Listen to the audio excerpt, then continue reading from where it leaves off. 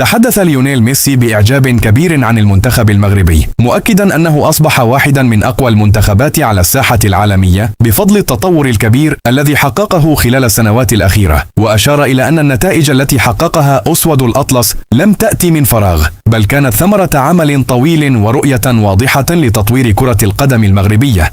وأوضح ميسي أن المنتخب المغربي يمتلك مجموعة من اللاعبين القادرين على المنافسة في أعلى المستويات، وهو ما يجعله من أبرز المرشحين للذهاب بعيدا في أي بطولة يشارك فيها. كما اعتبر أن المغرب أصبح يحظى باحترام جميع المنتخبات الكبرى بفضل شخصيته القوية داخل الملعب.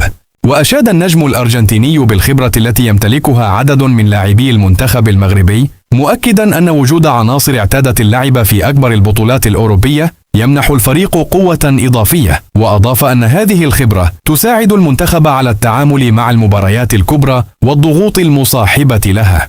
كما خص أشرف حكيمي بإشادة كبيرة، معتبرا إياه واحدا من أفضل اللاعبين في مركزه على مستوى العالم. وأشار إلى أن سرعته الكبيرة وقدرته على المساهمة دفاعيا وهجوميا تجعله من أهم أسلحة المنتخب المغربي في البطولات الكبرى.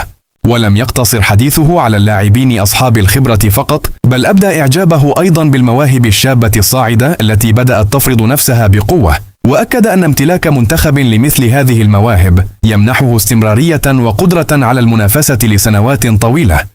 ومن بين الأسماء الشابة التي أشار إليها برز اسم ياسين جاسيم، حيث اعتبره من اللاعبين الذين يمتلكون مهارات فنية عالية وإمكانات واعدة. وأضاف أن مثل هذه المواهب يمكن أن تلعب دورا مهما في مستقبل المنتخب المغربي إذا واصلت العمل والتطور بنفس الجدية والطموح. وفي ختام حديثه أكد ميسي أن المنتخب المغربي يملك كل المقومات التي تؤهله للمنافسة على لقب كأس العالم، سواء من حيث جودة اللاعبين أو الخبرة أو الروح القتالية. واعتبر أن أسود الأطلس لم يعودوا مجرد منتخب يصنع المفاجآت، بل أصبحوا منافسا حقيقيا تخشاه أكبر المنتخبات في العالم.